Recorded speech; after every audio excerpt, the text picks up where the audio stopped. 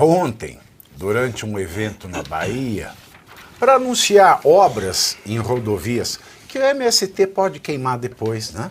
E novas contratações do Minha Casa, Minha Vida, Meu Sonho, Minha Esperança, o presidente Lula Lelé deu um puxão de orelha nos deputados e senadores da base aliada.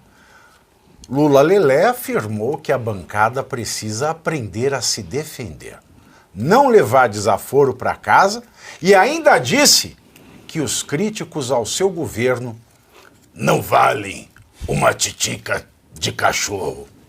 Vamos ouvir. Não é pouca coisa, e também não é pouca coisa ter a bancada de deputados federais ajudando a gente, votando nas coisas. A bancada só precisa aprender a defender mais a gente das porradas que a gente toma. Nós, muitas vezes, não gostamos de enfrentar o debate, e aquele microfone é feito para a gente debater. Não há nada que a gente não tenha que dar resposta. A gente não tem que levar desaforo para casa, porque quem nos critica não vale uma titica de cachorro. Então é importante ter isso em conta. É preciso ter em conta que a gente não tem que levar desaforo para casa. Por muito menos que a gente faça, a gente já faz mais do que eles. Mas muito mais do que eles. Que coisa maravilhosa. Essa mentalidade, infelizmente, ela é uma tônica. Ninguém que gosta de crítica acha que o crítico vale alguma coisa.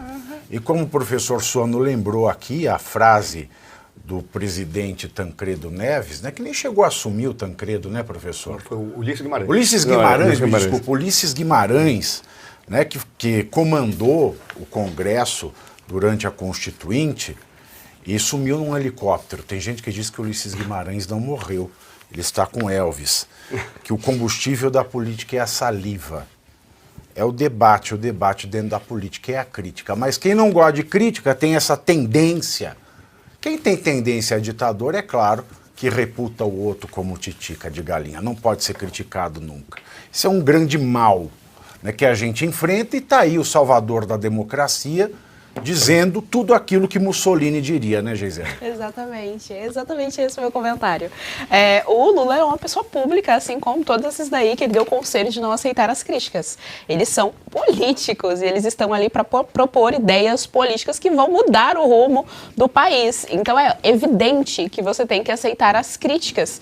E ainda mais nesse caso, que é uma crítica dentro de um jogo político e que, portanto, pressupõe a oposição. Então a gente volta de novo naquele primeiro comentário que eu fiz. Eles nunca querem deliberar, eles nunca querem sentar e conversar, tá? E a própria fala do Lula.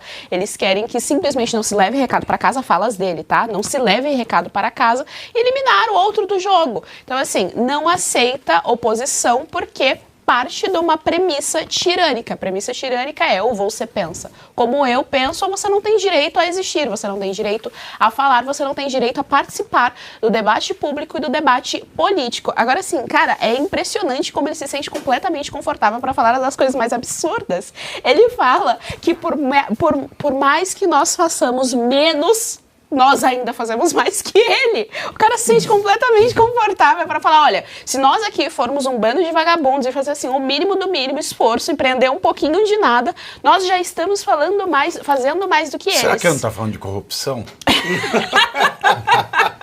Pode ser. Eu fico imaginando, será que ele não está falando de corrupção? É bem possível.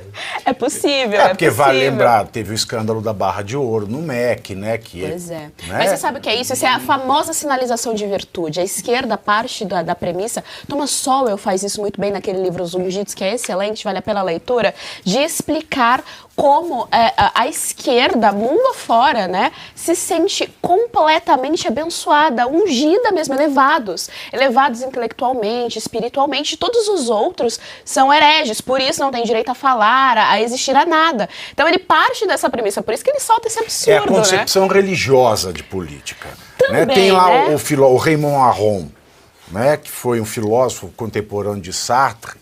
Ele tem uma expressão que é sensacional. Né? O comunismo, que é o sonho de Marx, ele é uma religião sem Deus, uma religião secular. Esse que é o problema, é uma religião sem Deus. Uma religião sem Deus, você coloca o homem para se tornar Exatamente. Deus. O homem virou Deus, ele vira tirano. E quando a maioria das pessoas que fala, que repete Deus acima de todos, não compreende essa fala. Desculpa te interromper, mas olha que coisa, isso é bem interessante. Isso é tão claro, mas eles não conseguem matar a natureza religiosa do ser humano, que quando aquele indivíduo, aquele assassino em massa, chamado Joseph Stalin, assumiu, a primeira coisa que ele fez... Ganhou ele criou... o Prêmio Nobel da Paz, hein? Ele foi indicado. Ele ganhou, não ganhou? Não, ele foi indicado. Ele levou, olha... Mas não, foi não.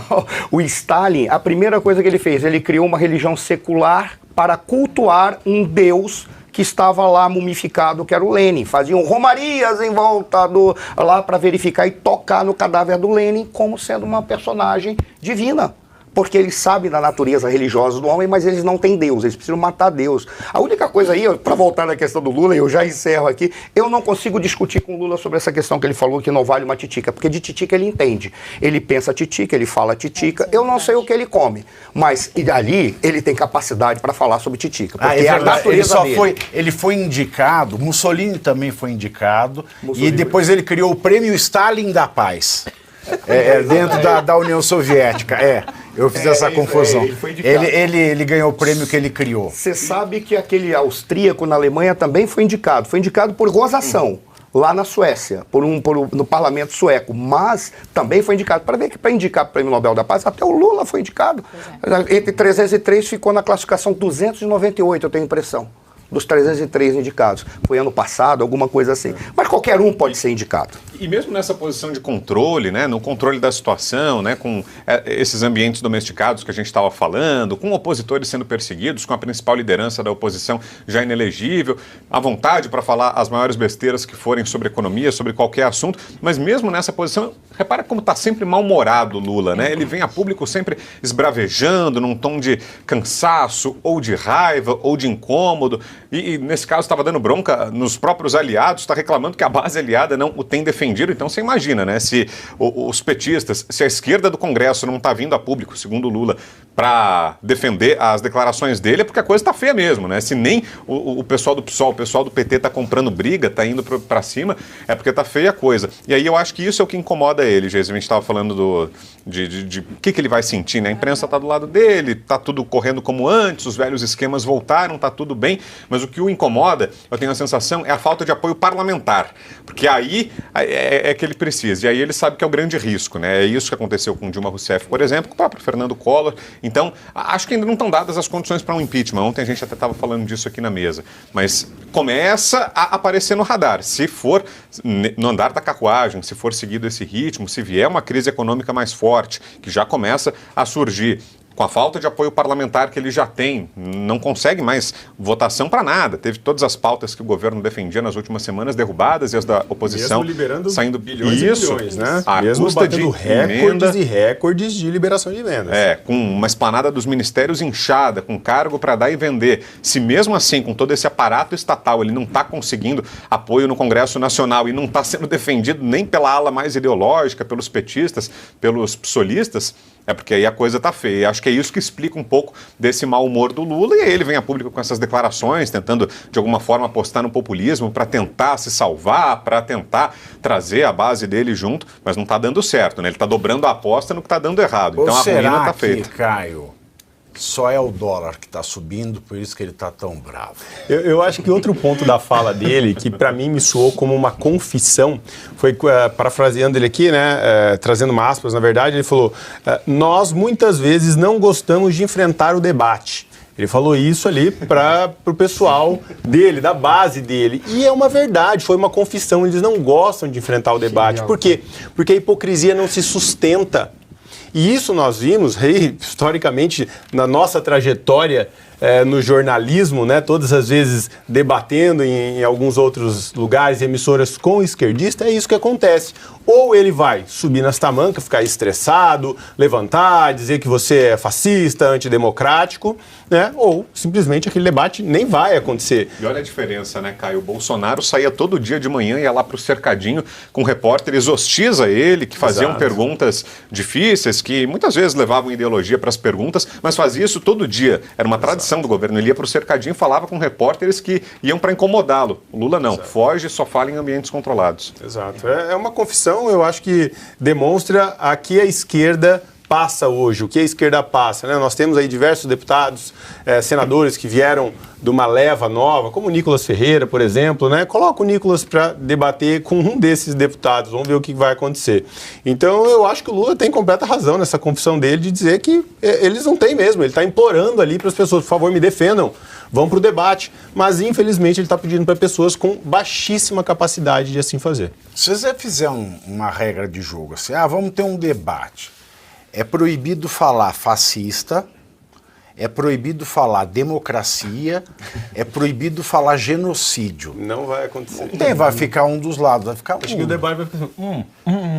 É isso, passar receita de bolo, minha receita é melhor, bolo de cenoura contra bolinho de chuva. É o debate.